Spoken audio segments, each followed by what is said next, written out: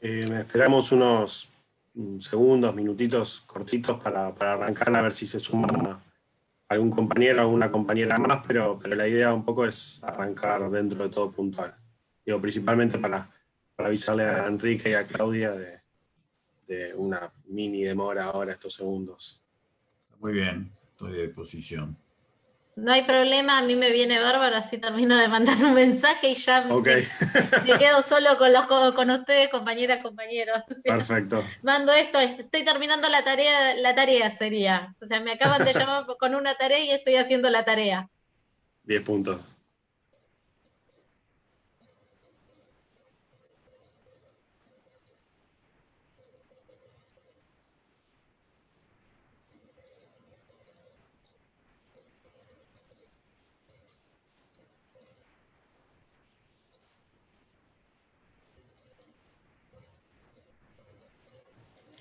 Para que estén al tanto todos y todas, vamos a estar en vivo también en Facebook Live. Ya está ahora la transmisión, digo, para que sepan que se está transmitiendo en vivo por la plataforma de Facebook y ya está iniciado ahí. Así que ahora nosotros mismos, acá en el grupo del Zoom, ya estamos siendo transmitidos, pero las charlas ahora vamos a arrancar en unos segundos.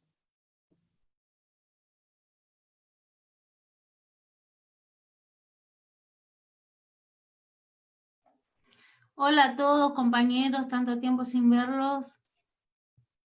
Hola, Claudia. ¿Cómo van? Buenas.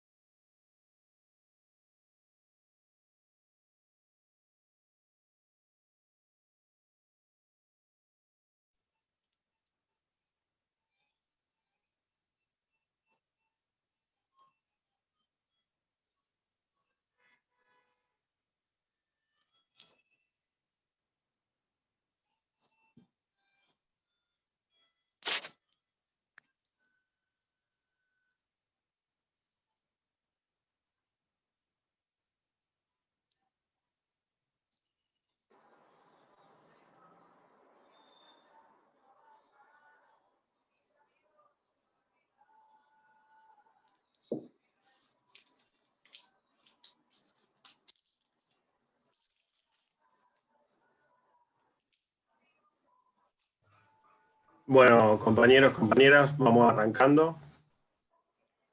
¿Se me escucha bien? Sí, ¿no? Perfecto. Ahí va. Lo primero que voy a pedir a cada compañero o compañera es que si pueden silenciar los micrófonos, quienes lo tengan abiertos, así vamos escuchándonos bien tanto ahora cuando arrancamos, pero principalmente en las exposiciones de Claudia y Enrique, así se escucha prolijo y claro. Así que bueno, eso en primer término. En segundo término, bienvenidos a todos los compañeros y compañeras que están acá presentes, no solo acá en el grupo del Zoom, sino a todos los compañeros y las compañeras que están viendo esta actividad en vivo en la plataforma del Facebook. Un poco es el tiempo que nos toca vivir, donde no solo estamos en una plataforma, sino que estamos en dos, y eso, bueno, abre un poco las posibilidades de más compañeros que nos puedan ver en este momento en vivo. Como decía, bueno, bienvenidos a cada uno de los compañeros y compañeras que bueno, se están pudiendo hacer un tiempo de su jornada de trabajo para estar presentes en la actividad. Primero aclarar y comentar, principalmente a Claudia, a Enrique y a los compañeros y compañeras que no han podido estar en encuentros anteriores, que esto es parte de un ciclo de charlas que iniciamos hace 3 semanas, en torno a debates sobre el ingreso universal. Este sería el tercer y último encuentro de este ciclo de charlas. donde han pasado compañeros y compañeras como Amado Boudou, que habló sobre la renta básica y la reforma tributaria, Ana Arias sobre la ley de asistencia, la compañera Lucía Sirmi Obón sobre las políticas universales y perspectiva de género, y Alejandro Barrios sobre el salario universal y la producción nacional. Me parecía importante remarcar y hacer una pequeña síntesis de lo que fue sucediendo, de los debates de los anteriores encuentros. Es que si hubo un denominador común de todo el ciclo, de los primeros encuentros, y de cada exposición de cada compañero y compañera que expuso, es que el debate propuesto sobre el ingreso universal, más allá de lo específico del tema y más allá de que es un tema hoy de agenda pública, sirve y nos sirvió a los trabajadores y las trabajadoras de desarrollo social como excusa coyuntural para que verdaderamente podamos abordar discusiones de fondo, que por lo menos desde esta organización sindical y desde estos espacios de discusión, entendemos que son discusiones de fondo, como son el rol del Estado, la discusión sobre la producción nacional y la distribución de la riqueza, generada por los y las trabajadoras argentinas, la desigualdad de género, específicamente desde una perspectiva económica, el alcance de los derechos consagrados, pero fundamentalmente por los que nos resta conquistar, y en especial para comprender que estamos en un momento histórico que nos obliga a correr el eje de lo posible.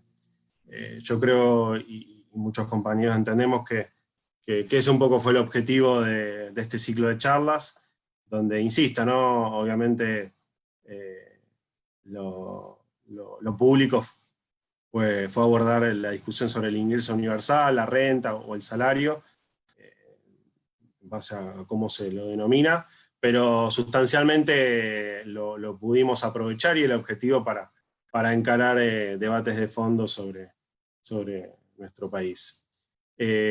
Hoy contamos con la presencia de Claudia Lázaro, que es actualmente secretaria de Género y Derechos Humanos del Sindicato de Curtidores, miembro también de la Corriente Federal de Trabajadores y Trabajadoras, integrante y fundadora de Mujeres Sindicalistas, y también actualmente directora de Políticas de Equidad, Formación Laboral y Políticas de Cuidado del Ministerio de Mujeres, Políticas de Género y Diversidad Sexual de la provincia de Buenos Aires, cuya cartera, bueno, encabeza la compañera también Estela Díaz. Y el compañero Enrique Martínez, bueno, fue presidente del Instituto Nacional de Tecnología Industrial entre el año 2002 y el año 2011. Actualmente es coordinador del Instituto para la Producción Popular, autor de varios libros sobre la temática de la producción popular, entre los cuales el último, y lo recomiendo mucho, se llama Ocupémonos. Bueno, comento un poco la estructura del encuentro para que lo tengamos todos claros, y hago una nueva síntesis sobre el encare del encuentro, para así ya le damos la palabra a Claudia y a Enrique. La estructura del encuentro va a ser la siguiente. Va a arrancar Claudia, más o menos unos 20 minutos de exposición aproximadamente.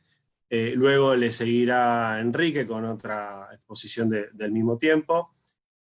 Posteriormente a las exposiciones van a haber dos compañeros y compañeras de este espacio que van a hacer algunas observaciones, opiniones y preguntas para cada expositor. Primero va a ser el turno de Enrique y luego para Claudia. Por último, el cierre lo dará nuestra secretaria general de la Junta Interna del Ministerio de Desarrollo Social. Así que bueno, un poco aclarar la estructura del encuentro. Y quisiera reforzar también que es un espacio, más allá de lo organizativo y de la estructura ya planteada, es un espacio abierto de debate, de intercambio. Cada compañero, cada compañera que así lo quiera, puede participar en el espacio del chat con algunas preguntas, consultas, observaciones, que si tenemos tiempo hacia el final también las podemos poner sobre la mesa, y también en el caso del Facebook, quienes quieran participar en el chat están más que bienvenidos. Pero sustancialmente, al ser una organización sindical, queremos remarcar que lo importante es que estos ciclos, estas charlas y especialmente este encuentro se pueda seguir profundizando en cada edificio de nuestro ministerio, con cada cuerpo de delegados, que los delegados y las delegadas sean puentes con los afiliados, las afiliadas, cada uno de los trabajadores y las trabajadoras para profundizar estos debates, no solamente se circunscribe a cada actividad, cada charla, sino que nos parece que cada espacio de organización gremial tiene que también ser un vehículo para profundizar estos debates. Así que también digo, abrir a cada delegado, cada delegada presente, la oportunidad de que lo puedan seguir convocando y debatiendo con los compañeros en los sectores de trabajo. Bueno, lo último que voy a decir para dar la palabra ya a Claudia y a Enrique, es que me parece importante, y un poco en línea con lo que comenté al principio sobre una síntesis de los encuentros anteriores, es que me parece importante la importancia de tener una perspectiva histórica ampliada para estos debates de fondo, ¿no? Creemos muchos compañeros y compañeras que en política, pero fundamentalmente en la vida social, nada es natural y todo es transformable.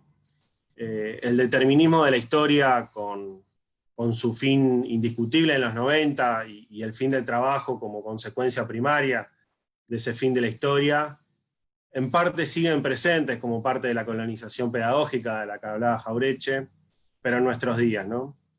Y acá remarcar que me parece que había algo que decía de Alejandro Barrios sobre el pesimismo del mercado de trabajo. No me voy a focalizar en el mercado de trabajo, sino en la idea del pesimismo. Y me parece que hoy está vigente, y lamentablemente también al interior del campo popular, una idea del pesimismo sobre la idea del rol del Estado, sobre la idea de la producción y sobre la idea del trabajo, ¿no? Por lo tanto, me parece que cualquier discusión sobre ingreso universal, sobre renta, no tiene que ser anulada per se, pero sí siempre tiene que estar complementada con una discusión de fondo sobre estos tres ejes, ¿no? El Estado, la producción y el trabajo. Y yo hacía una comparación histórica, ¿no? Para pensar cómo salirnos de la idea del pesimismo, ¿no? En el año 45, la Argentina, previa al 17 de octubre, llevaba 80 años de historia con un proyecto de dependencia y un modelo económico hegemónico que parecía indestructible. No solo políticamente, sino en la posibilidad de pensar siquiera que había otra forma de conducir los destinos de nuestra nación. Incluido el irigoyenismo como primer movimiento nacional, no se animó, no pudo, no quiso, cada uno tendrá su interpretación, romper ese esquema de dependencia y romper el modelo económico. Y son 80 años de la historia de una nación bajo un proyecto y un modelo económico hegemónico. Pero el pueblo argentino, aquel 17 de octubre, dio una muestra fenomenal de que no existen destinos inexorables para los pueblos. Yo creo que esa enseñanza tiene que ser aleccionadora hoy.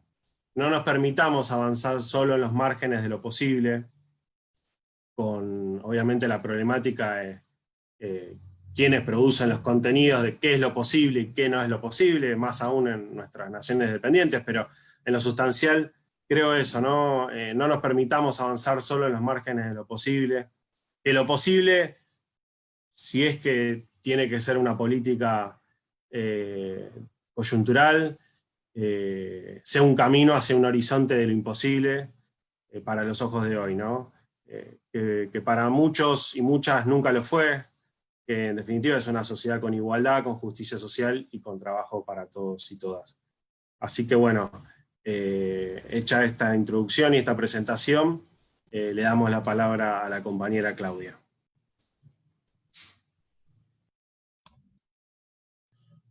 Gracias, Javier. Bueno, primero agradecerle a toda la Junta Interna por la invitación, a todo ATE, por generar estos espacios y por por pensar de que no están saldados los debates, sino que hay que profundizar la construcción de esos debates para poder realmente no comerse la curva de que lo que dicen los demás está bien, ¿no? Y eso me parece que tiene que ver con el rol que tenemos los militantes y las militantes.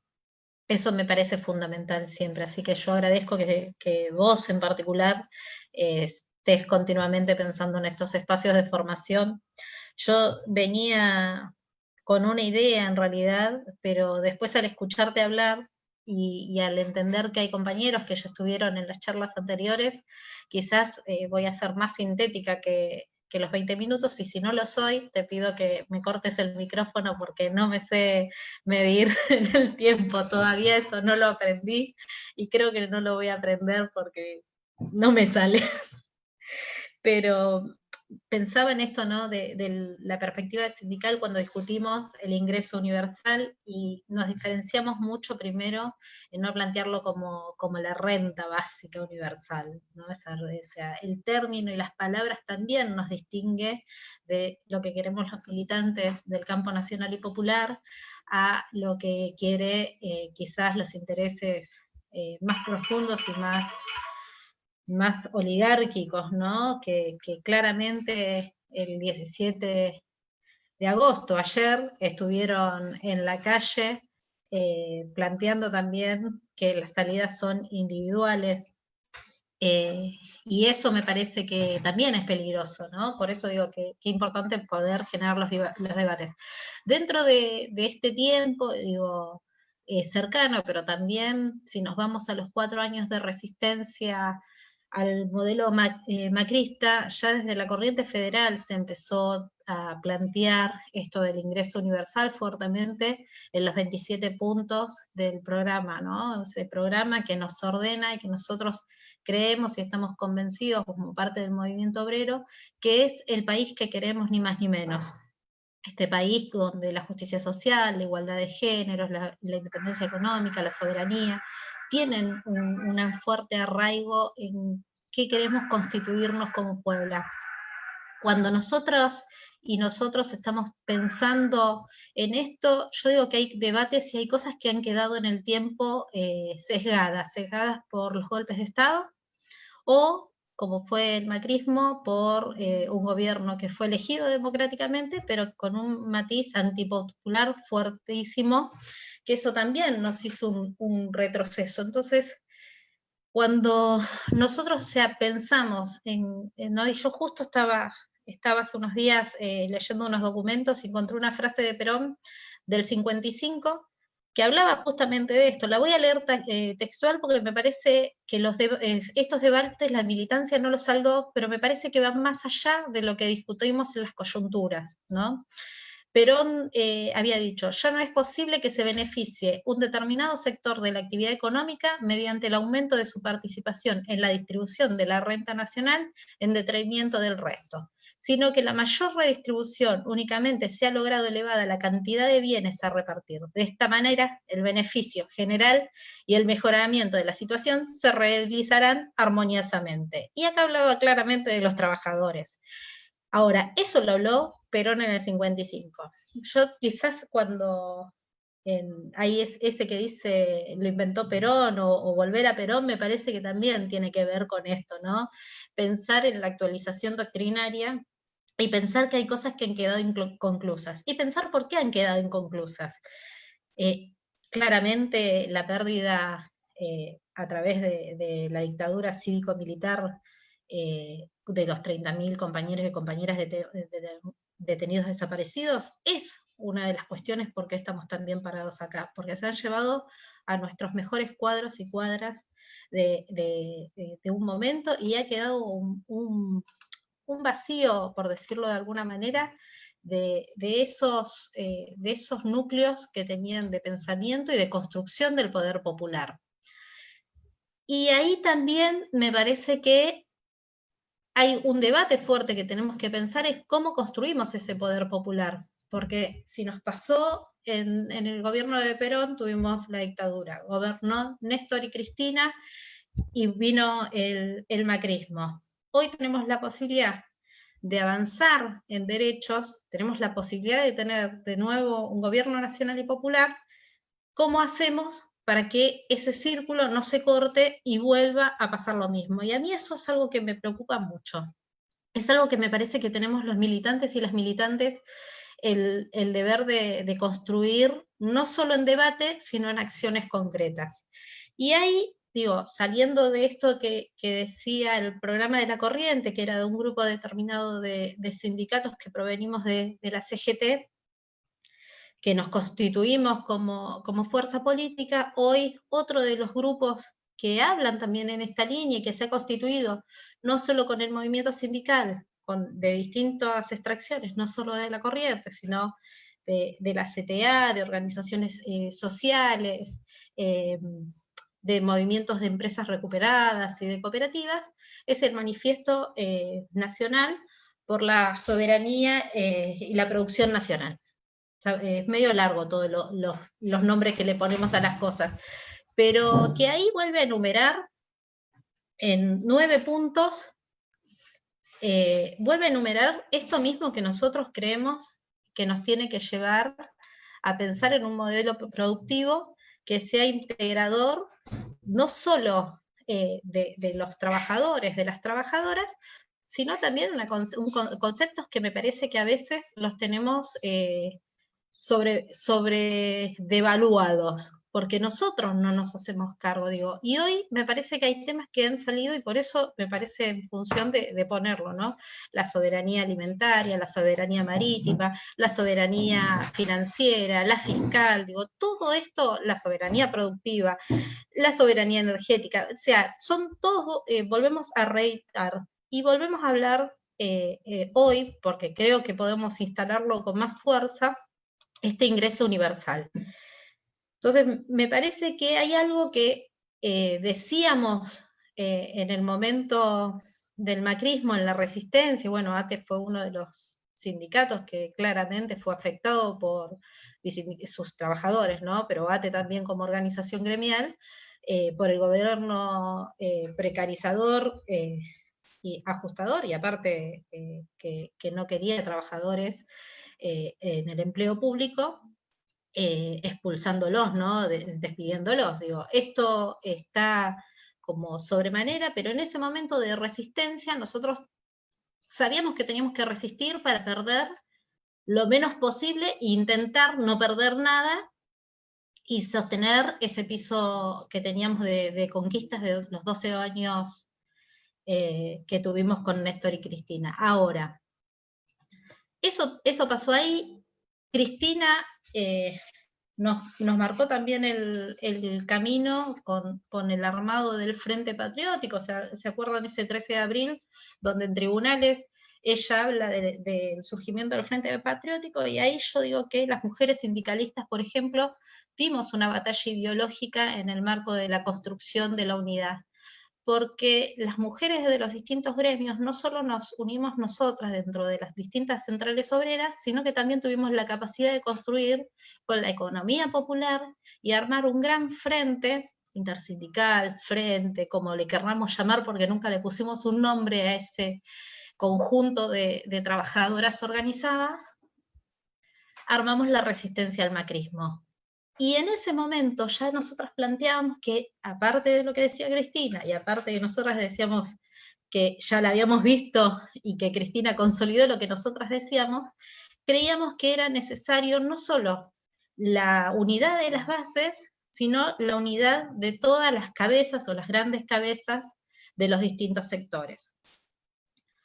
Se ganaron las elecciones y ahí yo planteaba con algunos compañeros en algunas discusiones que nosotros teníamos que pensar que íbamos a tener una resistencia, que no íbamos a salir de la trinchera en su totalidad por más que seamos gobierno, porque íbamos a tener grupos económicos y la consolidación de un grupo que claramente se lo vio en la calle, que todavía tienen poder de organización, en donde nosotros íbamos a tener que plantear cómo iba a ser nuestra resistencia, porque esta gente no se quiere ir, gobierne o no gobierne, digo, lograron consolidarlo, ganando una elección en el gobierno pasado, pero también en otros momentos lo han hecho a través de las dictaduras. Y esto también es importante visualizarlo como militantes. Cuando nosotros planteamos esos marcos de unidad, hoy también tenemos que seguir hablando de esos marcos de unidad ideológicos, porque la batalla es ideológica, porque cuando nosotros hablamos de redistribuir, hablamos de que no solo la torta se la lleven los que más ganan, los que más tienen. Cuando se planteó el impuesto a las grandes riquezas, que tiene que ser un impuesto, no tiene que ser una cosa circunstancial o un aporte mínimo porque hoy pueden aportar, no, en realidad pueden aportar porque la vivieron, porque en su momento se blanquearon todos los fondos y porque hay un montón de cosas que, bueno, todos somos militantes y estuvimos pensando en eso, pero me parecía que era necesario. Y después otra de las cuestiones necesarias para mí es cuando se discute la Argentina del futuro, ¿no? Esto que se armó en el Gabinete Nacional, ¿no? Donde el compañero presidente convocaba a determinados intelectuales a discutir la Argentina del futuro. Entonces, también pensaba que el discutir la Argentina futura tenía que ver con que discutamos el trabajo, que discutamos la producción, y ahí es imprescindible que estemos las trabajadoras y los trabajadores, que estén las organizaciones sindicales. Digo, nosotros no podemos no estar en las mesas de discusión donde se habla del futuro de la Argentina, porque ahí lleva a discutir, y acá déjenme también, digo, en todas las agendas dice el futuro del trabajo, ¿por qué no decimos los trabajos del futuro? Y pensarlo también desde ahí, cómo hay el pensamiento, cómo podemos poner la palabra en valorar el trabajo como el organizador de nuestras vidas, y que prime el ser humano por todo el sistema de mercado. Y hay algunas cuestiones que cuando hablamos del trabajo tenemos que enumerar. Y yo sé que, bueno, que han estado grandes compañeros también hablando de los temas y no voy a andar, pero cuando nosotros hablamos de esto tenemos que pensar en el tema de las aplicaciones, bueno, el tema de la modalidad del teletrabajo que trae tantas discusiones, que ya hace rato que estaba, no era algo que estaba ahora, nada más que ahora se pandemizó. La cuestión de los dispositivos de aplicaciones, cómo han crecido y cómo esa precarización y cómo están precarizados los compañeros y las compañeras que trabajan a través de ellas. Pensar en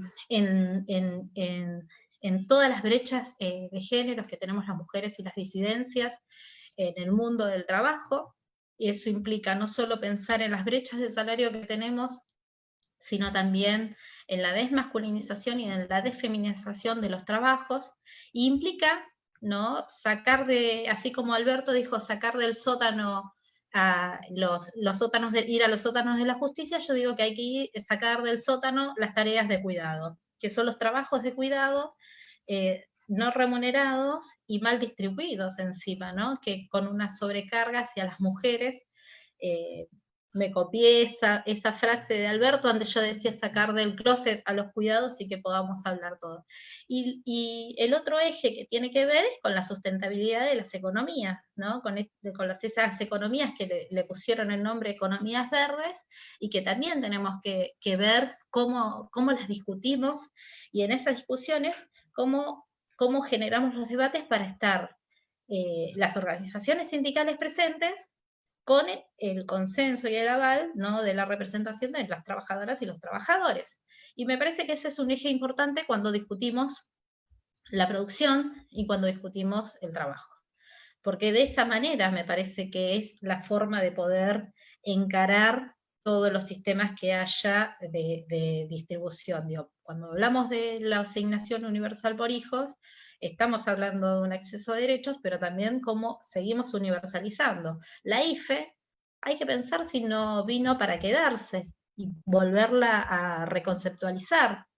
Entonces, hay cosas que me parece que nosotros necesitamos como militantes dar los debates y meternos también en los lugares donde se dan los debates, ¿no? Eso también es importante. pensar no solo en los debates internos para fortalecernos nosotros en nuestras militancias, sino por más que estemos en pandemia, por más que hoy la virtualidad nos está comiendo el hígado, ¿cómo hacemos para poder salir de este marco de pandemia? ¿Y cómo pensamos la pospandemia? ¿No? Porque eso también hay que empezarlo a poner en debate. ¿Cómo pensamos este ingreso universal? ¿Cómo pensamos la producción? ¿Cómo pensamos el trabajo en la salida de la pandemia? ¿Cómo va a estar? ¿Cómo va a estar el mundo del trabajo? ¿No? Nosotros sabemos que la pandemia se lleva puesto a un sectores, más los sectores informales. Bueno, ¿qué vamos a hacer nosotros? No solo desde los roles que nos toquen como militantes sindicales, sino también, en este caso a mí me toca una pequeña área de la gestión del Ministerio de las Mujeres de la Provincia de Buenos Aires. Bueno, ¿cómo vamos a hacer la salida de la pospandemia? ¿Cómo vamos a discutir la reconversión del trabajo en donde haya que reconvertirla? ¿Cuánto tiempo se le va a dar? ¿Cómo se va a dar? Y también, ¿cómo vamos a generar que ese mal que anda dando vuelta por muchos sectores, que es el mal de la precarización, no nos siga afectando y poder empezar a tener modelos saludables, por ejemplo, desde la autogestión, ¿no? Como sin caer en el exceso, pensando sino como una cuestión precarizadora, sino como una cuestión organizativa de los distintos trabajos, que también tienda a la registración y que también tienda a tener esta cuestión que tiene que ver con el avance de cada uno de los individuos que las conforman. Y por último, para terminar, porque calculo que ya debe haber pasado un montón de tiempo y no veo que Javier me haga una seña y por la duda corto, me parece que esta salida post-pandemia es con perspectiva de género. Y cuando hablamos de perspectiva de género, hablamos en trabajar fuerte en la desmasculinización de los oficios, en el abordaje profundo, no solo de las violencias que tienen que ver con lo doméstico, sino también en el abordaje a las violencias en el mundo del trabajo, que tenemos que pensar modelos de integración donde haya muchas más varones dentro de los sectores docentes y muchas mujeres en el sector de la industria para poder equiparar las brechas que tenemos de salario, pero que necesitamos un fuerte compromiso en que nuestros salarios no se sigan devaluando, sino que podamos generar cuestiones que sean de avanzada, sabiendo que hoy estamos en un momento también de resistencia, aunque muchos no lo quieran decir.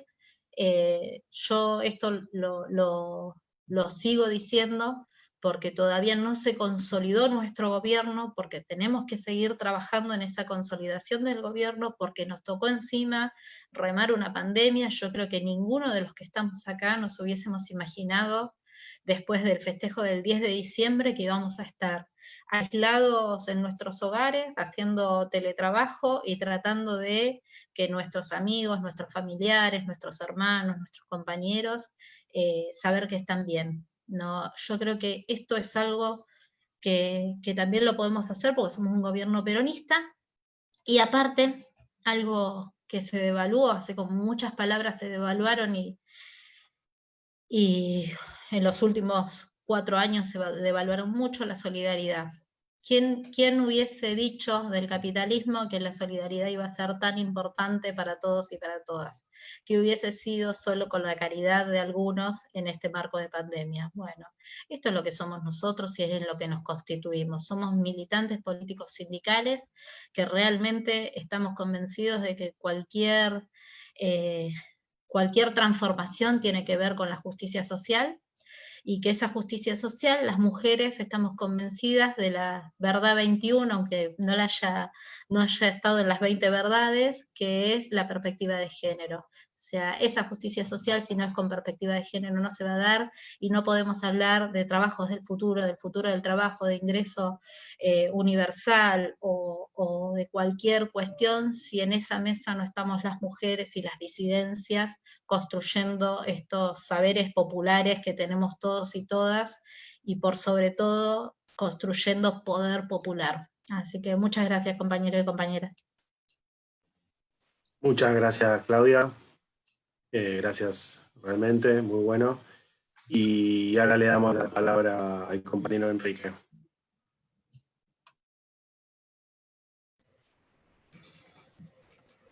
Buenas tardes a todas y a todos.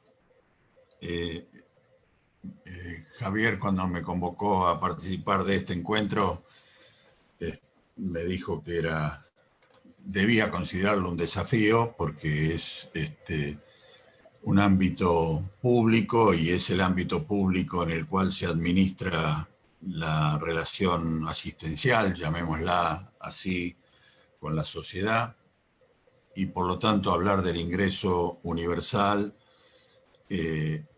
con la mirada que Javier sabía que yo tengo y que voy a pasar a exponer, es simplemente abrir un debate que creo pertinente y necesario. En realidad, más que un desafío, debo agradecer que me inviten a hablar en este ámbito. Yo he planteado ya título que el ingreso universal se ha expuesto en la Argentina como una manera de discursos, por supuesto a favor de los más humildes, y que en realidad hay un mecanismo mucho más eficaz para distribuir ingresos, más pertinente y más sustentable, que es el trabajo para todos. Es decir, creo que el distribuir los ingresos de una estructura desequilibrada nunca va a ser tan eficiente como distribuir el trabajo y en función de eso automáticamente distribuir los ingresos. A partir de allí comienza la discusión de la viabilidad o la sensatez o la pertinencia de una u otra vía.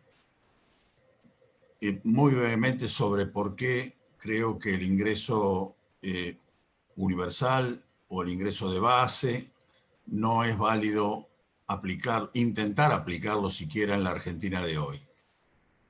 Porque llegamos a esta situación con una estructura de poder económico muy desequilibrada, donde hay no solo una distribución del ingreso en el trabajo registrado no deseable, debería ser mucho mejor, sino que estamos con 35% de gente que ahora descubrimos que está ahí, digamos, aparecía en las estadísticas, pero resulta que cuando se llamó a la inscripción del IFE, triplicó o cuadruplicó las expectativas de inscripción. No sabemos en qué trabajan, solo hemos podido registrar la franja etaria de los receptores del IFE y algún dato más, pero realmente si alguno de ustedes o de los compañeros de ustedes tuviera que hacer un trabajo indicando en qué se ocupa la gente que se ocupaba antes de la cuarentena, la gente que recibe el IFE, se vería en figurillas porque tendría que hacer un trabajo de campo muy extenso y muy exhaustivo. Creo que es imprescindible, pero en todo caso no está hecho. Y además de esa situación de lo que podríamos llamar en términos capitalistas tradicionales el mercado laboral, está el tema de la concentración de la economía con la capacidad de los formadores de precios de manejar la inflación a su antojo. Ustedes saben perfectamente que desde 2008-2009, en que el ingreso real aumentó sin cesar a consecuencia de una voluntad de recuperar los salarios por encima de la inflación desde 2003, cuando la capacidad de producción comenzó a acercarse a la óptima para las empresas, comenzaron a adelantarse a la inflación y desde entonces hasta que dejó el gobierno Cristina, los indicadores de mejora del salario real, sino de recuperación del salario real, lo cual indica que claramente había conciencia generalizada de que se estaba perdiendo año a año, que la inflación iba por delante y había que pelear en las paritarias para recuperar el salario real. Bueno, eso no es una cuestión monetaria, ni es una cuestión que explique la economía ni ortodoxa ni heterodoxa, simplemente es poder de los formadores de hacer lo que quieren con los precios. Si faltaba alguna confirmación de eso, es insólito, absolutamente insólito, que cuando desaparece todo consumo más y quedan solamente la alimentación y los medicamentos, los alimentos y los medicamentos aumentan más que la inflación promedio. Y especialmente los alimentos, que es obvio que es el consumo que no se podía postergar durante la cuarentena, aumentaron hasta el último mes, todos los meses, más que la inflación promedio. Eso es solamente debido a la capacidad de los formadores de precios de poner la inflación o poner los precios que consideren retributivos para llevar adelante su negocio. No hay ninguna otra explicación monetaria y ninguno de los gurúes de derecha o de izquierda ha podido explicar que haya una razón distinta de esa para la inflación de los alimentos en los últimos 5 meses. Quiero decir, imaginemos la situación de un ingreso universal auténtico o parcialmente universal. Quiero decir que compense a los que menos tienen. Lo que se haría es establecer una carrera con la inflación similar a la que se ha debido hacer con la AUH o la que se ha debido hacer con las jubilaciones, que tuvieron un régimen de actualización, hasta entonces siempre estaban detrás de la inflación, porque efectivamente considerar que un ingreso de base compensa a los humildes es iniciar un serrucho permanentemente donde recuperan algo en un momento, lo pierden con la inflación en el momento siguiente, cuando la situación es insostenible, vuelve a actualizarse el tema y es una carrera entre ingresos humildes, llamémosle así, y la inflación.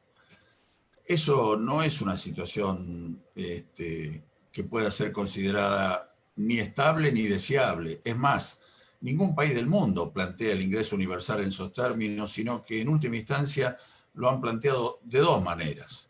Los países desarrollados de primera línea han discutido en la academia, en lugares teóricos, la posibilidad de establecer un ingreso universal para que sirva de reaseguro para un 7, un 8, un 10% de la población,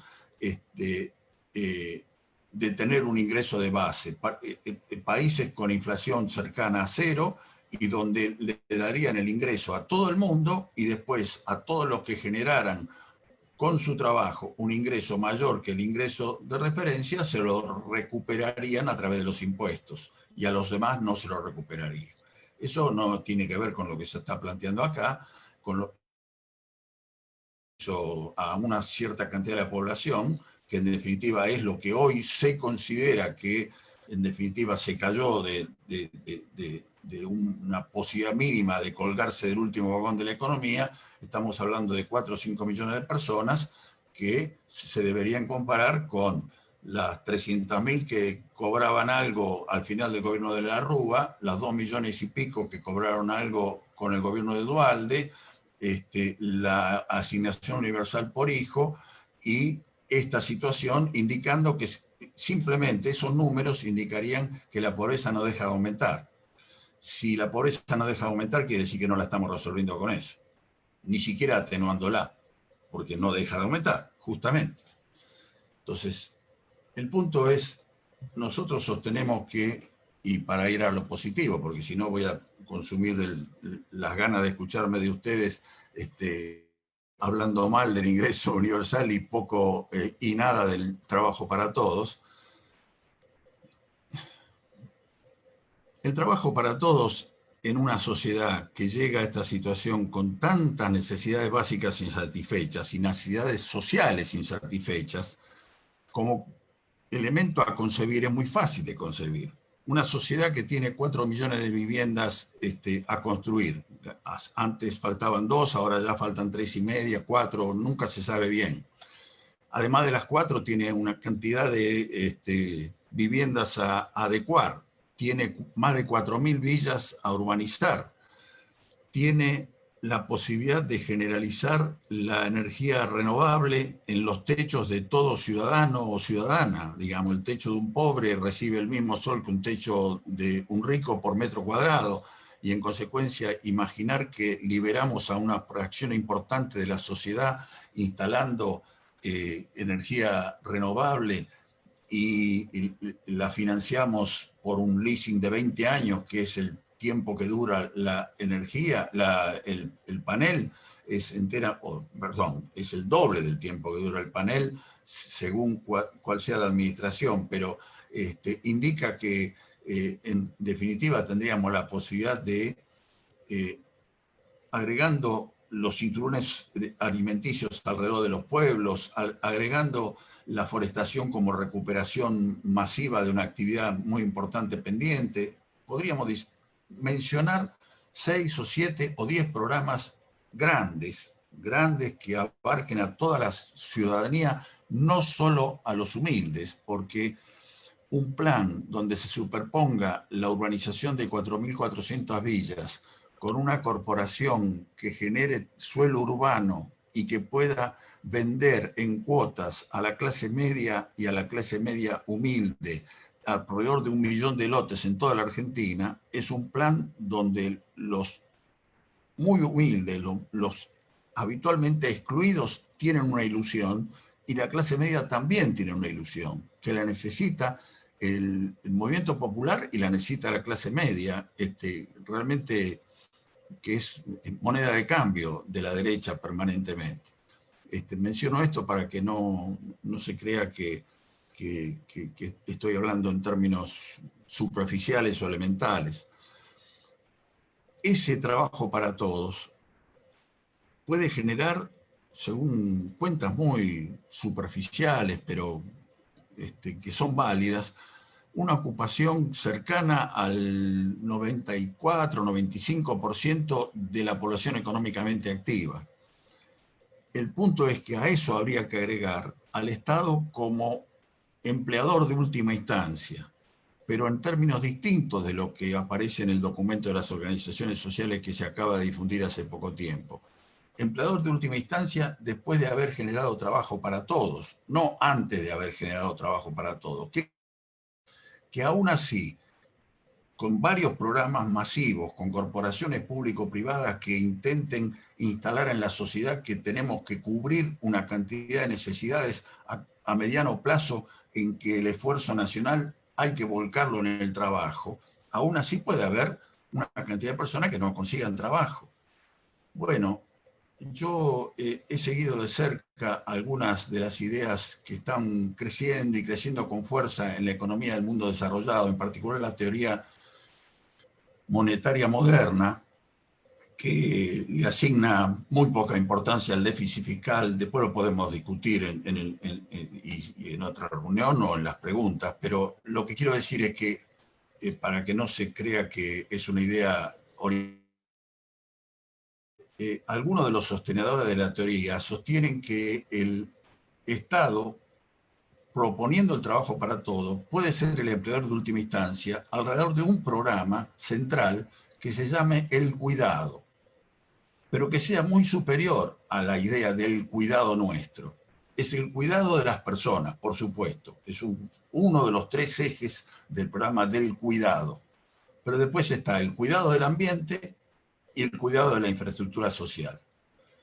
Si el Estado tiene programas, que en definitiva los tiene que ejecutar el Estado, porque es responsabilidad del Estado cuidar a la gente, cuidar el ambiente y cuidar la infraestructura, en las que pueda garantizar un empleo a quien lo quiera, mientras no tenga empleo, llamémosle, en el resto de la actividad económica, ahí se puede pensar con solidez y con entusiasmo, diría, en un programa de trabajo para todos, que incluya a los que hoy están en la producción por cuenta propia o que prestan servicios por cuenta propia, que los volverán a brindar en un ambiente así. Imagínense que en un ambiente así, de esos proyectos superpuestos, todos los que hacen trabajos independientes tendrían seguramente mucha más demanda que la que tienen hoy.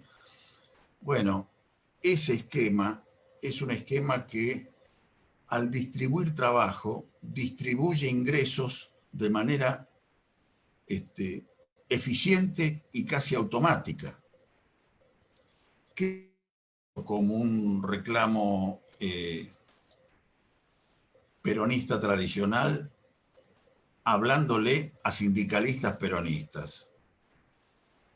Y tiene que ver con una mutación del rol que le asignemos al Estado y el rol que le asignemos a los sindicalistas dentro del Estado. Aclaro esto porque me interesa mucho. He peleado en el INTI muchos años con mis compañeros trabajadores sin lograr entendernos demasiado. Yo creo que, lamentablemente, una de las herencias más groseras del neoliberalismo es el Estado que se comporta como un empleador privado respecto de sus dependientes, de sus asalariados. Y la contracara de eso, que casi es inevitable, son los sindicatos que se comportan como sindicatos de una empresa privada, de un empleador que en definitiva les discute desde el salario hasta las condiciones de trabajo y donde no se discute el sentido de la institución. Esa relación patrón-sindical en una fábrica de bulones está muy clara. La fábrica tiene que producir bulones y ganar la más guita posible y con la mayor eficiencia posible. Y entonces la discusión siempre es la puja por la distribución del ingreso. El sindicato discute que la empresa gane todo lo que pueda, pero que le dé la plata a los trabajadores que corresponde. En el Estado, rara vez terminamos discutiendo para qué estamos en el Estado, porque el Estado comienza por comportarse como un empleador pseudo privado y en definitiva discute con sus trabajadores como vi que se discutió años y años y años, incluso durante el propio gobierno popular, porque yo no he sido funcionario de gobiernos liberales, desde la Secretaría de la Función Pública, discutiendo la paritaria en términos mezquinos, en términos de nula participación, de imposición de los hechos, que tiene como contracara el hecho de que el sindicato inevitablemente pone en la cola de las discusiones el sentido del trabajo. Bueno, para que un programa de trabajo para todos tenga alguna posibilidad de éxito, eso tiene que tener una mutación fuerte. Es absolutamente fundamental que el Estado se piense a sí mismo de una manera distinta y que los trabajadores del Estado entiendan que deben pensarse en conjunto de una manera distinta, porque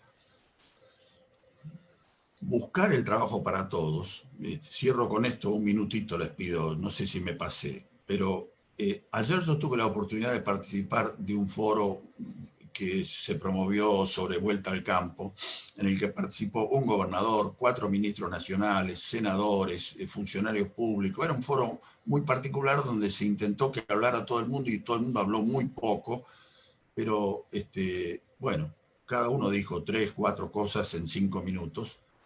Pero lo que me pareció sorprendente es la poca intensidad de la discusión sobre la responsabilidad del Estado, cuando formula un programa, de garantizar que ese programa se ejecute, y se ejecute eficientemente y hasta el final.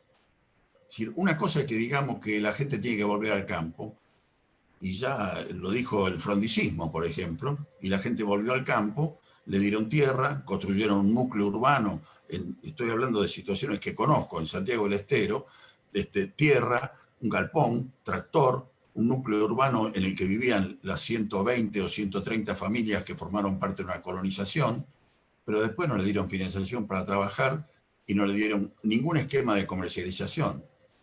Yo la conocí, esa colonia, cuando empezó, a mediados de los 70, y cuando estuve en la presidencia del INTI, 40 años después. Y 40 años después, los colonos estaban tan absolutamente reventados desde el punto de vista del ánimo de la existencia en la colonia, que trabajaban simplemente como medieros, o ni siquiera medieros, como peones de los intermediarios, que le llevaban las semillas, le llevaban las bolsas, le compraban el gasoil y le dejaban unos mangos por haber usado la tierra.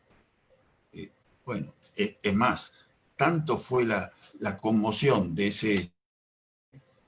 nosotros conseguimos que el Ministerio de Desarrollo Social les construyera un lavadero de zanahoria, y después que dejé la gestión, 3 años después, verifiqué que el lavadero de zanahoria no lo había puesto en marcha la colonia, sino que se lo habían alquilado al mismo tipo que los estaba explotando antes.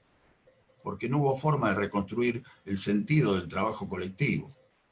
Quiero decir, ¿por qué doy ese ejemplo? Porque el Estado permanentemente, en un esquema transformador, tiene que tomar iniciativas que marquen un escenario deseado nuevo. Queremos que no haya pobres, sí. Queremos que los barrios tengan asfalto hecho por la propia gente, sí. Queremos que haya cinturones hortícolas en los pueblos de 50 a 100.000 habitantes, sí. Bueno, ¿cómo se hace? Y hay que hacer todas estas cosas. Bueno, ¿quién garantiza que del principio al fin se hagan de verdad? Y que cuando esté el tomate o la papa o la lechuga cosechada, no se tenga que vender a un tipo que le pague el 10% del producto. Bueno, eso también es responsabilidad pública y eso también es responsabilidad de los funcionarios y de los trabajadores públicos reclamar que eso suceda. Esa mirada, si no está, es inútil que discutamos el ingreso universal o el trabajo para todos. No vamos a poder hacer ni una cosa ni la otra. Y vamos a estar reclamando permanentemente que aumente la AUH, que a la AUH le agreguemos un subsidio para 3 millones de personas más, y dentro de 4 años, cuando termine el gobierno de Alberto y empiece posiblemente un segundo gobierno, vamos a estar discutiendo que se lo den a 6 millones de personas en lugar de 4 millones, porque la tendencia histórica será esa. Me parece que ese es el desafío. El verdadero desafío no era que yo estuviera frente a ustedes, como lo anticipó Javier, sino que discutamos entre todos en este nivel. Muchas gracias. Un abrazo para todos. Bueno, muchísimas gracias, Enrique. Y muy bueno, nuevamente gracias. Bueno, ahora le damos la palabra a la compañera Yelén, que va a hacer una observación, una opinión y también seguramente alguna pregunta que esté dentro de esa observación para Enrique. Hola, buenas tardes a todas, todos, todes. Bueno, qué difícil después de las 2 exposiciones. Un poco la idea es como sociabilizar entre todos y todas lo que venimos discutiendo en nuestro espacio y lo que venimos acumulando en los encuentros que venimos teniendo. Nosotros algunos datos, bueno, voy a ir rescatando algunos datos que se fueron diciendo, pero también quería rescatar algunas cosas que nosotros pusimos sobre la mesa en torno a la discusión sobre el ingreso de renta universal. En primer lugar, bueno, la crisis mundial agravada por el COVID, la pandemia, la cual puso en evidencia multiplicidad de desigualdades, ¿no? Y cómo está afectando a nivel global el trabajo y a los trabajadores. Digo, o sea, la OIT, números de la OIT dicen que el 80% de la fuerza de trabajo a nivel mundial está afectada, y planteaba una pérdida de 25 millones de trabajos a nivel mundial, cuando vos ves que en un mes 20 millones de puestos de trabajo se perdieron en Estados Unidos, ¿no? Y hay más de 30 millones que están cobrando seguro de desempleo en Estados Unidos. Digo Estados Unidos no porque sea el faro, ni mucho menos como ejemplo, sino digo, bueno, estamos en una crisis bastante compleja, ¿no? Y la cifra que tiraba la OIT de tendencia parece quedarse corta, porque con solo ver un país. Y bueno, por otro lado, a nivel local, nosotros tenemos acumulado una pérdida de 400.000 puestos de trabajo de un año a otro. Y en ese marco lo que veíamos, bueno, es no pensar en la pospandemia, sino pensar en qué hacemos ahora. Un poco me parece que Amado Boudou decía eso, bueno, la pospandemia en realidad empezó cuando Techín echó 1.400 trabajadores. Entonces, bueno, los problemas que tenemos que resolver son ahora.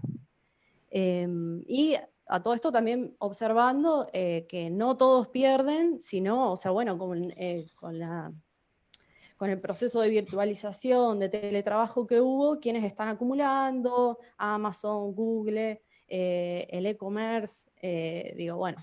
Frente a esto, el Estado plantea algunas políticas para contener la desocupación y evitar ciertos despidos o suspensiones, lanza el ATP, habilitando suspensiones con un 75% de sueldo y pagar parte, el Estado se hace cargo de pagar parte del ingreso del trabajador, se lanza el IFE, como decía Enrique, o sea, se pensaba que era para 30 millones, lo terminaron cobrando 9 millones, Entonces, bueno, es un escenario muy complejo, actual, y a su vez, bueno, empieza a plantearse esta idea de renta, ingreso universal, que bueno, sería poner algo en el bolsillo de este sector de trabajo, pero bueno, no se está planteando el problema de distribución. Eso es lo que discutíamos un poco en nuestros encuentros, ¿no?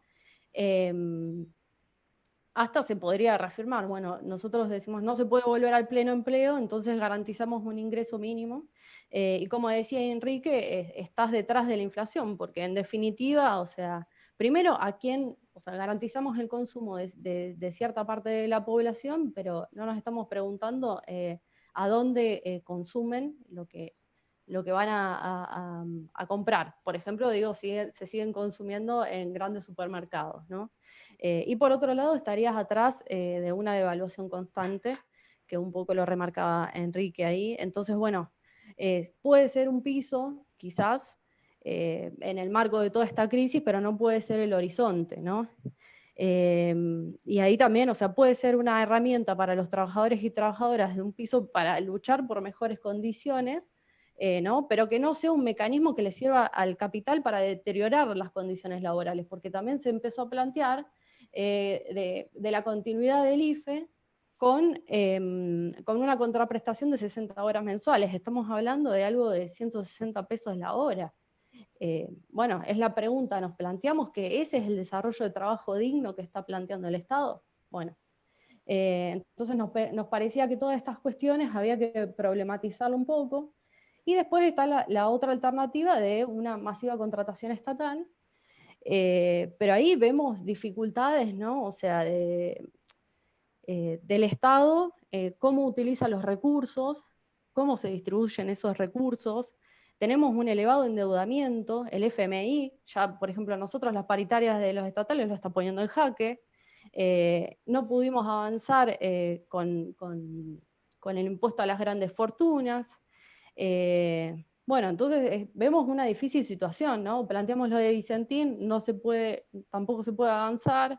Digo, bueno, ¿cómo rescatamos también un poco lo que decía Claudia, esto de qué estrategia nos damos como campo popular para avanzar en un proyecto donde la prioridad esté dada en la soberanía alimenticia, en la salud, en la educación, ¿no? O sea, hay un momento de crisis y profundizarla no es hundirnos, sino es promover acciones que no nos lleve puestos, ¿no? Entonces, quizás en vez de distribuir un poco de la ganancia de algunos, sino es discutir, bueno, cómo producimos, qué, quiénes y para quiénes, ¿no?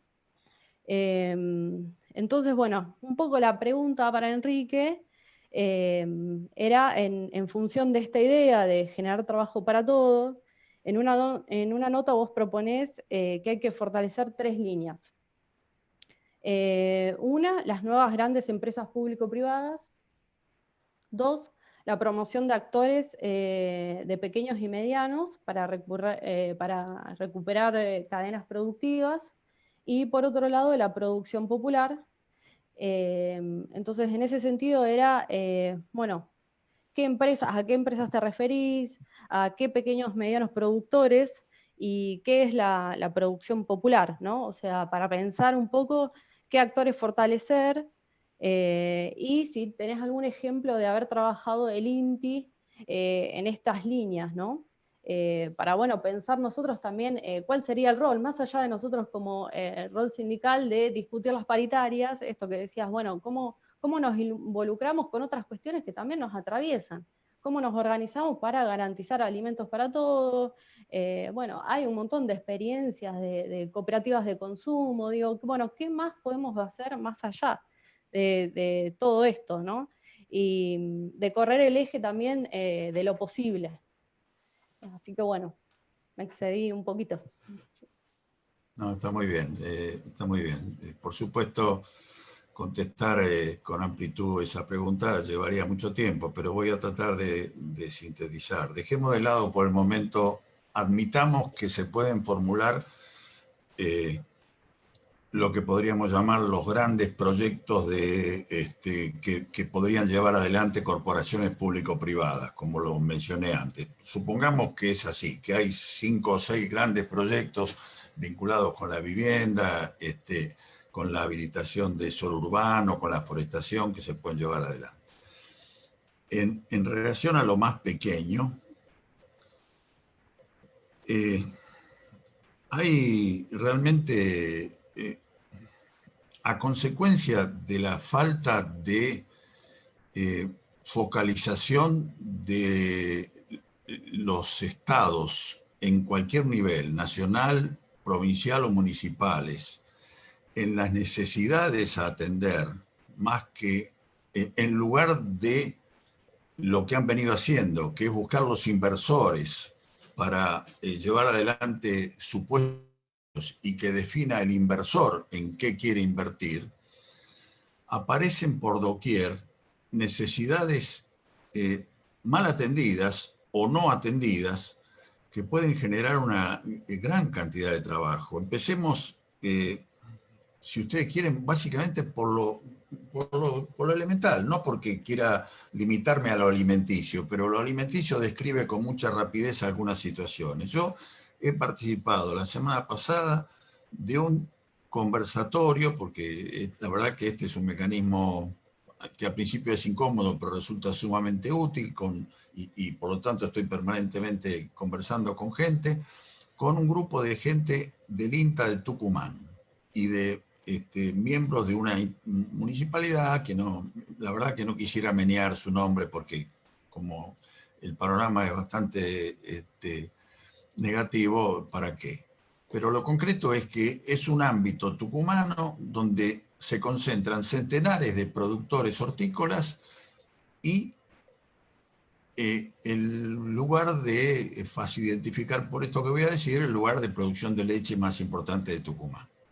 Bueno, las hortalizas van en su gran proporción a Tucumán, que está a 70, 80 kilómetros de distancia, o sea, se abastece a Tucumán.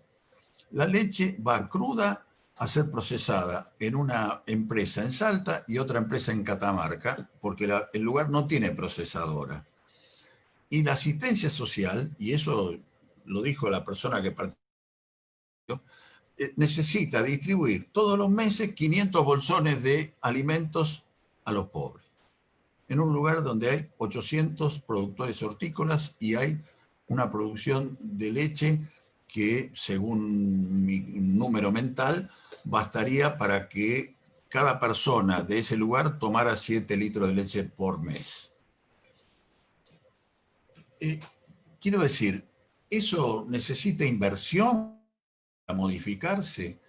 ¿O necesita, antes, por supuesto hay que poner plata, alguien la tiene que poner, pero fácilmente podemos descubrir que hasta los propios habitantes del lugar podrían poner la plata para tener la planta pasteurizadora? Lo que hay que hacer es esencialmente cambiar el foco. No estar esperando a ver dónde está el capitalista que venga a poner la guita para, en todo caso, poner una deshidratadora de hortalizas o para poner la planta pasteurizadora. Esas actividades son actividades comunitarias que pueden surgir del seno de la comunidad si el Estado nacional, porque ahí están todos los estados, los niveles del Estado fallando, nacional, provincial o municipal, advierten la situación y lo discuten. Yo cuando fui presidente del INTI participé de un debate similar generado por un intendente del Chaco que sostenía que no podía ser que él tenía tierra para tener vacas lecheras y no tenía vacas lecheras porque no habían hecho una planta pasteurizadora. Y entonces quiso poner una planta pasteurizadora antes de tener las vacas, porque sostenía que si tenía la planta aparecían las vacas. El tipo recibió informe negativo de la Secretaría de Agricultura de la Nación, del INTA y de la provincia. Se la rebuscó para, incluso a pesar de eso, conseguir la plata para poner la planta. Aparecieron las vacas y a los 5 años amplió la planta, porque entendió que la necesidad estaba por delante de la lógica comercial primaria, elemental, del tipo que dice, a ver dónde está la plata que quiero ganar mañana. Estoy dando ejemplos, porque los ejemplos sirven para, si son buenos ejemplos, si bien utilizados, sirven para generalizar. Yo creo que en el ámbito alimenticio, reconozcamos la situación. Ustedes están dentro del desarrollo social, del Ministerio de Desarrollo Social, que según dice su ministro, está comprando alimentos para 11 millones de personas que compraba para 8 millones de personas, pero no compra una botella de leche, 1 kilo de carne, ni una hoja de lechuga. Digamos, está distribuyendo alimentos secos porque no han logrado organizar un esquema de distribución donde lo fresco no se arruine. Y entonces, ahora se plantea como objetivo, y a eso voy con mi exposición anterior, ese objetivo tiene que ser bajado a la realidad, y hay que armar la cadena de frío adecuada, hay que discutir con los productores que puedan abastecer el cerdo o la leche o la hortaliza, y hay que garantizar que llega a la gente y la gente lo consume, y no, como hoy sucede, que vas a un comedor comunitario y le decís, bueno, ¿por qué compran poroto en lata? Que el poroto en lata tiene la mitad de capacidad proteica que el poroto fresco. Y porque hay que cocinarlo y remojarlo antes y se pierde un día y la gente no lo quiere hacer. Pero eso ¿quién lo dice? No lo dice la cocinera, lo dice la persona que compra, que nunca se ocupó de preguntarle a la cocinera o explicarle a la cocinera que si usa poroto fresco en lugar del poroto en lata, le cuesta la mitad y proporciona el doble de proteínas en el poroto que abastece en el comedor comunitario. Ese crecimiento colectivo es un crecimiento que es gota a gota, digamos, es punto a punto, lugar por lugar, y eso genera una cantidad de sinergia productiva que yo no es que sostenga que es así. Durante los 9 años de gestión del INTI, a partir del tercer año que entendimos cabalmente cuál era nuestra misión y empezamos a apretar el acelerador, hay numerosas anécdotas que pueden afirmar lo que te estoy diciendo o que les estoy diciendo. Pero más allá de la gestión del INTI, en el último año yo he tenido, durante el gobierno de Macri, un municipio pequeño de la provincia de Buenos Aires, peronista, nos convocó para discutir cómo reordenar toda la asistencia social, y entendimos cómo se podía generar trabajo local, cómo se podía conseguir que la gente no se viera en la semi-humillación de llevarse un bolsón, sino pudiera elegir qué podía comer, y se reemplazó el bolsón por la tarjeta precargada, se hizo una adhesión de negocios locales y la gente hoy con esa tarjeta precargada compra el 60% de carne y el 20% de hortalizas. Y ya no se lleva un postrecito de gelatina que le daban antes en el bolsón, porque no le interesa. Bueno, hay que actuar simultáneamente en el plano de la oferta, potenciando a los pequeños productores, y en el plano de la demanda, sobre todo de abajo para arriba, sentándose al lado de los humildes y ver lo que pasa lugar por lugar, que por supuesto es distinto al Almirante Brown de Tres Arroyos, porque es distinto el contexto. Ahora, ¿qué es la producción popular en eso? La producción popular es un concepto mucho más amplio que el que las organizaciones sociales vienen utilizando. Para mí, y eso lo dice el libro que me ha hecho alguna propaganda el compañero Javier, en Ocupémonos lo explicamos bien, producción popular es aquella donde el lucro está en un segundo plano. Es la producción que se orienta a atender necesidades comunitarias. Y que por supuesto tiene que reproducir el capital, tiene que vender con una diferencia para poder seguir dando la rueda, y si es posible puede crecer, y es posible que el que produce en una producción popular quiera cambiar el auto periódicamente, y eso no lo convierte en el adversario. Simplemente el lucro está en un segundo lugar, y la producción solo tiene sentido si atiende una necesidad comunitaria. Y la definición de la necesidad comunitaria nos llevaría algún tiempo, pero es bastante más obvia que lo que acabo de decir, digamos. Pero tiene sus matices también.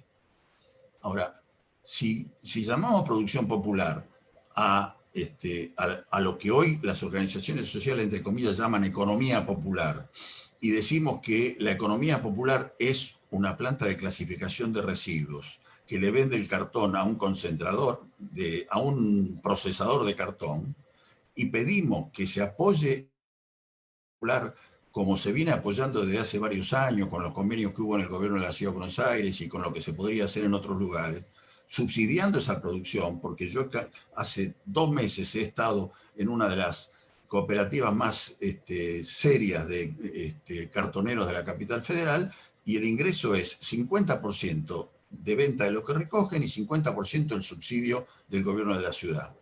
Con eso paran la olla. ¿A quién está subsidiando el gobierno de la ciudad con ese 50%? Al que les compra el cartón. No a ellos. En realidad ellos están recibiendo la plata para que el tipo compre más barato. Bueno, construir una economía sobre la base de que hay que subsidiar al excluido, postergado o el más humilde, para que el que sigue en la cadena de valor, el industrial que recibe aquello que se le da semiprocesado, pague menos, en realidad es construir una economía concentradora al servicio del poder. Eso no es producción popular, ni es economía popular. Ni siquiera es digno. Podría seguir, pero en fin, lo voy a volver loco. Hasta acá, muchas gracias. Gracias, Enrique. Ahora le damos la palabra y la intervención al compañero Gastón, que lo mismo, ¿no? Va a ser una observación, una opinión y seguramente alguna pregunta que esté contemplada para la compañera Claudia. Hola, ¿qué tal? Buenas tardes. Sí, en parte estos espacios de charla y de debate que organizamos en el marco del gremio nos sirven para pensar mucho más allá, ¿no? del tema en cuestión, de la renta universal o del ingreso universal, como estamos viendo, y pensando en la exposición de Claudia y sobre todo a partir de tu experiencia como mujer sindicalista y ahora en un cargo también de gestión en el gobierno de la provincia, nos planteamos también la discusión respecto de el rol del sindicalismo en esta etapa, ¿no? Como bien vos decías, hubo un momento previo a la asunción del gobierno del Frente para Todos, donde hubo un momento de resistencia, ¿no? De aglutinamiento y de resistir frente al embate del macrismo, que también se tradujo en la aparición y el fortalecimiento, ¿no? del movimiento de mujeres, de espacios sindicales como las mujeres sindicalistas que vos protagonizás también, el fortalecimiento de los movimientos sociales en esa etapa también fue importante, y la crisis económica que deja el macrismo y los retrocesos en el campo de lo laboral también se agudizan y se agudizaron a partir de la pandemia, ¿no? que mostraron muchas de las problemáticas económicas que había, pero también agudizaron otras que estaban con menor visibilidad, ¿no? Como toda la cuestión de la economía popular o la economía informal, el rol del Estado frente a esa situación que fue importante respecto de la aparición de algunas herramientas para paliar la situación y la necesidad de volver a rediscutir el rol del Estado en la economía, ¿no? Y pensar en ese contexto algunas de las cuestiones que vos planteabas también respecto del reconocimiento de las tareas del cuidado o de otras tareas relacionadas con la economía popular para poder visibilizarla y también para poder redistribuir y valorizar ese trabajo, ¿no? Eso también lo vimos en anteriores charlas y en un punto también lo está planteando Enrique en su exposición, ¿no? Esto de recuperar la idea del trabajo para todos. Ahora, la pandemia también puso de relevancia algunos problemas, como también mencionaste vos en la exposición, como el tema del trabajo remoto, el teletrabajo, la precarización laboral de los trabajadores de las plataformas, y el IFE mostró también estos 9 millones de personas que están desarticuladas del sistema laboral tradicional, ¿no? Y a las cuales el Estado hoy está asistiendo. En ese sentido, el sindicalismo, ¿qué rol crees vos que está teniendo o tiene que tener en esta etapa? Algo mencionaste vos respecto a que seguimos en un espacio, en un momento de resistencia, y respecto específicamente de la situación de los trabajadores y trabajadoras de la economía popular o de la informalidad, también hay una agenda que se plantea a partir de la pandemia que tiene que ver con el reconocimiento de derechos que hasta este momento están en discusión, ¿no? Como el acceso a cobertura de salud, ¿no? A jubilación, a financiamiento, a RT, y el acceso también a la representación gremial de esos sectores de trabajadores que hoy no la tienen.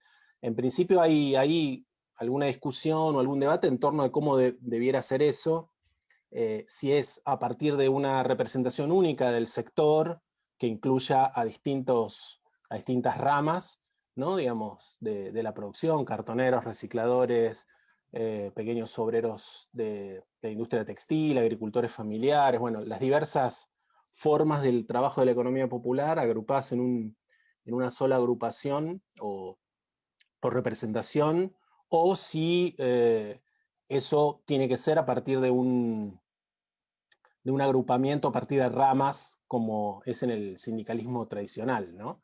En ese sentido, un poco la consulta para Claudia tiene que ver con, bueno, cómo piensa ella que tiene que ser el rol del sindicalismo en esta etapa, sobre todo cuando parte o gran parte de compañeros de distintos sectores hoy están en la gestión del Estado, y ante esta realidad de aumento de la precarización a partir de la pandemia, de la negociación también con otros actores como el Fondo Monetario que ponen en la agenda la cuestión de la flexibilización laboral, y también frente a las demandas de los sectores de la economía popular, en tanto una representación gremial posible y la canalización de esas demandas a partir de derechos que ese mismo sector está pidiendo. Un poco ese es un poco el planteo para Claudia. Bueno, media larga la pregunta, pero la voy a ir desmembrando, porque me parece que a veces hay que ponerse a mirar de dónde venimos y dónde estamos. Y perdón que insista con esto. O sea, nosotras las mujeres sindicalistas, uno de los segundos hitos que yo digo en esta cuestión de unidad que logramos las mujeres que estamos organizadas a través del trabajo formal y las que están organizadas a través del trabajo informal, fue darle una pelea a lo que quiso imponer el macrismo, que era el proyecto de equidad salarial. Dentro del proyecto de equidad salarial, aparte de ser intervencionista de las organizaciones sindicales, que coartaba derechos, por ejemplo, entre uno de los derechos, el tema de la lactancia, la reducción de la jornada de trabajo a simple propuesta de la patronal y no con consentimiento de la trabajadora. Había un artículo ahí escondido que sin legislación y sin nada acorde imponía el teletrabajo para las mujeres, pero era a disposición de la patronal, no una cuestión voluntaria. Obviamente nosotros nos opusimos, hicimos una movilización dentro del Congreso, hicimos un proyecto alternativo, hicimos todo un camino para poder voltearle ese proyecto al macrismo. Y una de las cosas que trajo la pandemia justo en discusión, porque todos de alguna manera u otra, yo digo que esto no es teletrabajar lo que está sucediendo ahora, es un falso teletrabajo sería, porque no me imagino el Estado haciendo teletrabajo en todas sus funciones, como no me imagino los servicios esenciales como la luz, el gas, la energía, haciendo teletrabajo de manera continua como está sucediendo ahora. Pero una de las cosas que se hizo en este marco de la pandemia, cuando rápidamente los diputados sindicalistas armaron el proyecto de modalidad del teletrabajo, fue ponerle derecho a esos laburantes, ¿no? Y por eso tiene tanta resistencia en el sector empresario. Me parece que cuando uno empieza a poner un piso de derechos, y fíjate que ahí también habla de los convenios colectivos, ¿no? De que tiene que seguir las discusiones.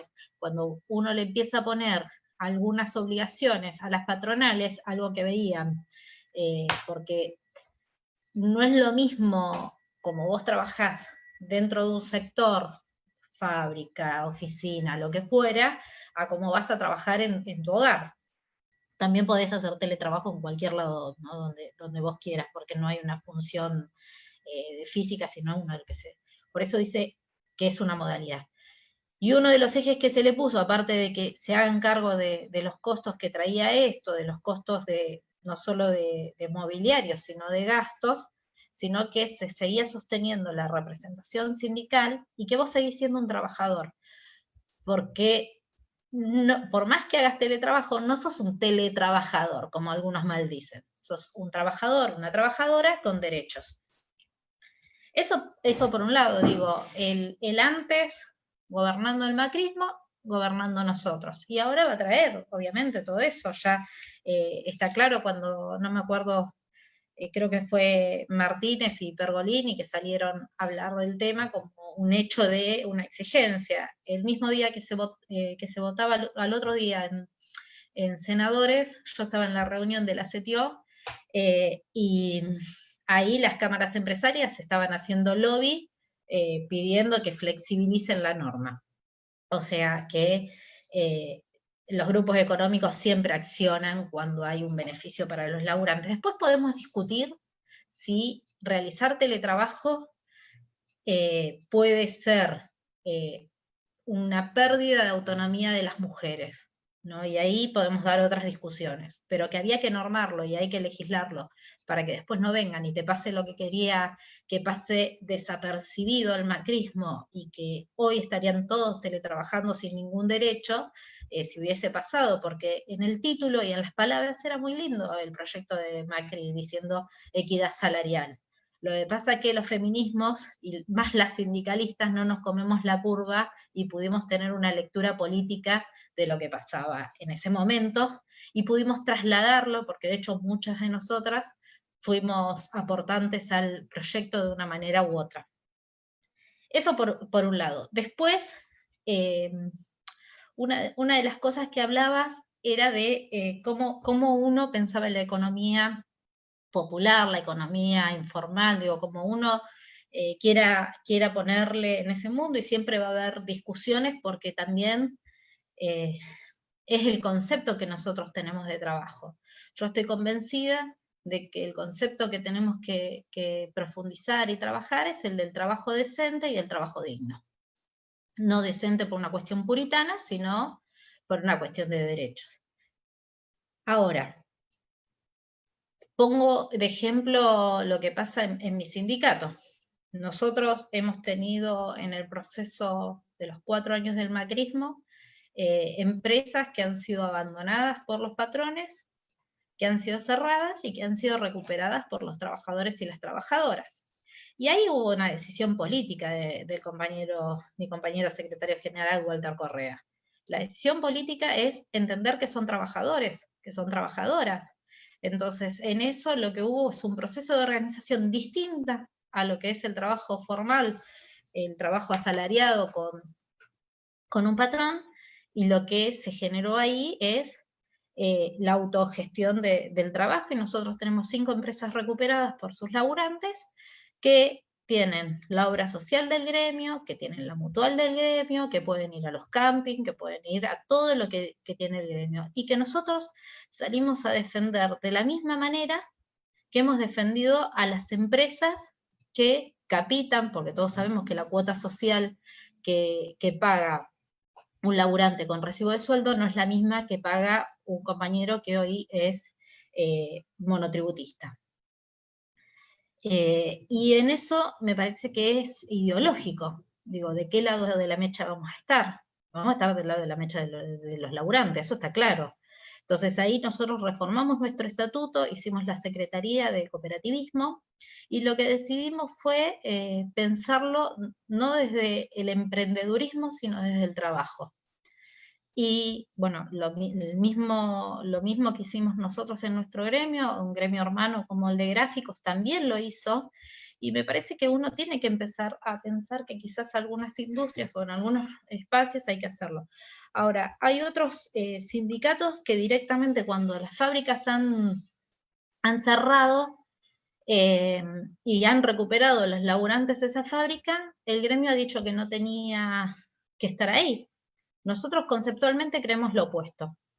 De hecho, bueno, cuando hubo los tarifazos hemos estado como organización gremial tomando el Ministerio de Energía, yendo a distintos ámbitos para poder seguir manteniendo la fuente de trabajo, y que eso me parece que es también muy importante. O sea, ¿qué es lo que nosotros pensamos y hablamos cuando decimos trabajo?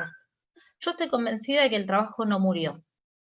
Y eso a mí pueden venir 500 corrientes internacionales a decirme que ahora somos todos grandes emprendedores y podemos alquilar una pieza de nuestro hogar y con eso somos personas que pensamos más o que podemos creer en algunas circunstancias de empoderamiento económico. La realidad es que eso en mi barrio se le llama pucherear. Si, lo que pasa es que el mercado te vende que sos un gran emprendedor y que ahora te la sabes todas. Bueno, entonces me parece que la discusión es eso.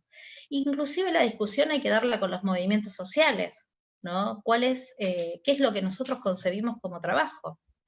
Yo escuchaba a Enrique, y cuando Enrique hablaba de esto de las cooperativas de reciclado, y tiene razón, porque el Estado tiene que estar siempre mirando la parte más débil de la cadena. Y el empresariado nunca va a ser la cadena más débil, es la que se lleva todo. Entonces, eso también me parece que hay que pensarlo. Y hay algo que me parece es que en su momento decíamos que el Estado no debe ser neutral, y tampoco los sindicalistas somos neutrales. Yo tengo el orgullo de ser parte de una gestión, y muchos compañeros y compañeras del movimiento obrero hoy son parte de la gestión. Ahora, yo me acuerdo que Néstor había dicho que no iba a dejar los ideales en Balcarce, ¿no? Después yo me acuerdo que en una jornada sobre educación, hablando de la corriente federal, yo dije, bueno, que había un grupo de sindicalistas que no iba a dejar sus ideales en Azopardo. Bueno, a mí me parece que es eso, nosotros no estamos en la gestión para ser nosotros la gestión, sino porque se gestiona con el pueblo. Si nosotros no pisamos en la tierra, estamos olvidándonos de cuáles son nuestras bases.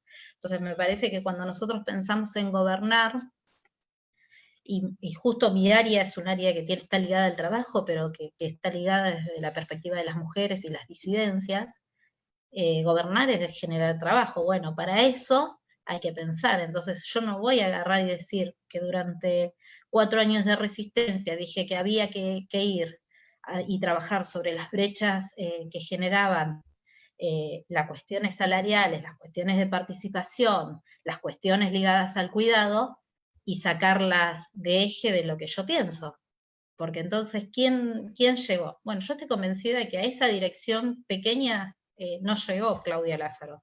Llegó un grupo de compañeras y compañeros que fuimos armando y peleando un montón de cosas en la calle.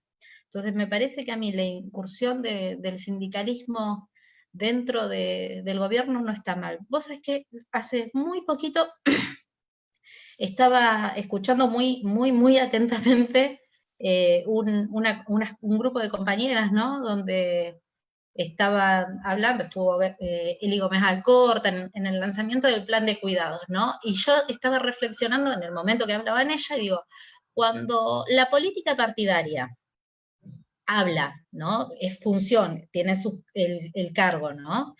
Y habla desde la cuestión partidaria, nadie lo cuestiona, ¿no? Es Estado, es gestión, es gobierno, y hablan de lo partidario y nadie lo cuestiona. Ahora, cuando los sindicalistas estamos dentro de algún órgano de gobierno y hablamos desde el sindicalismo, nos cuestionan. Esto es como cuando nosotras planteábamos que ser militantes sindicales tenía que ver con el feminismo, y ser peronista, ser feminista y ser sindicalista no era una cuestión que iba desarreglada, que no iba en conjunto, sino que iban de la mano. Entonces, a mí me parece que el rol del sindicalismo, de las mujeres sindicalistas, pero de todo el sindicalismo en su conjunto, tiene que seguir siendo de avanzada. Y en esa avanzada nosotros tenemos que entender que seguimos teniendo no sé si está bien decirlo, si es políticamente correcto, pero hay un enemigo común que es el capitalismo salvaje, que es la oligarquía, y que nosotros tenemos que entender como parte del campo nacional y popular, cómo tenemos que prepararnos nosotros para estos embates. Yo pensaba cuando Enrique enunciaba lo de Vicentín, yo me acordaba de la 125. Bueno, me parece que la clave es generar poder popular para realmente modificar las estructuras, y que cuando hablemos con diversos compañeros, inclusive muchos están en gestión, cuando hablemos de trabajo, podamos hablar en la misma sintonía del trabajo decente, del trabajo digno, y que no piensen que solo es generar empleos circunstanciales, que no son empleos, que son pequeños programas, que en realidad nos llevan ni a la autonomía de las personas, y que no se coinciden cuando hablamos de justicia social, o sea, que es otra cosa. Entonces me parece que también en nuestro gobierno tenemos que generar estos debates. Por eso también cuando planteaba esto de la Agenda Argentina Futuro, ¿no? de que es parte de un programa del gobierno, los laburantes tenemos que estar. Porque si nosotros no discutimos el futuro del país y qué país queremos, ¿quiénes lo van a discutir? Si nosotros durante 4 años veníamos diciendo que en el Ministerio de Trabajo, que después de caído en secretaría, faltaba la silla de los laburantes, nosotros tenemos que ir y poner la silla, pero no solo la silla en el Ministerio de Trabajo, tenemos que poner la silla en todos los ámbitos de discusión y estar ahí para las discusiones. Porque después tenemos que terminan algunos pseudos representantes sindicales con las cámaras empresarias hablando por nosotros. Bueno, es el tiempo de nosotros, es el tiempo de ser más peronistas que nunca, es el tiempo de poner la renovación en marcha, y el trasvasamiento generacional es hoy, es ahora. Tenemos que aprovechar que hay muchos cuadros y cuadras jóvenes gobernando, y que eso tiene que ser motor de impulso para liberar la patria, ¿no? Como decía Cristina, y lo sigue sosteniendo, liberar definitivamente la patria. Creo que te respondí algo de lo que me había notado. Si me olvidé de algo, me avisas. Bueno, muchísimas gracias a Claudia y a Enrique. La verdad que dejan muchas cosas para reflexionar en cuanto a las temáticas propias de cómo pensamos el encuentro, pero creo que fundamentalmente nos interpelan a nosotros y a nosotras como laburantes estatales. Un poco ahí Enrique me parece que fue al hueso, y Claudia también creo que nos interpela mucho como militantes y dirigentes sindicales que somos también, ¿no? Digo, y ahí creo que hay una tarea para nosotros y nosotras, que es construir y avanzar en una síntesis de esas dos cosas, ¿no? Me parece que es un gran desafío que tenemos, que es cómo pensarnos como laburantes estatales en el marco de un proceso que necesitamos, que se transforma el Estado, pero sin renegar y potenciándonos como militantes y dirigentes sindicales, ¿no? Me parece que hay un gran desafío que nos interpela en los dos, así que, bueno, muchísimas gracias. Ya no nos quedamos sin tiempo para el debate en este momento, pero el debate obviamente continúa.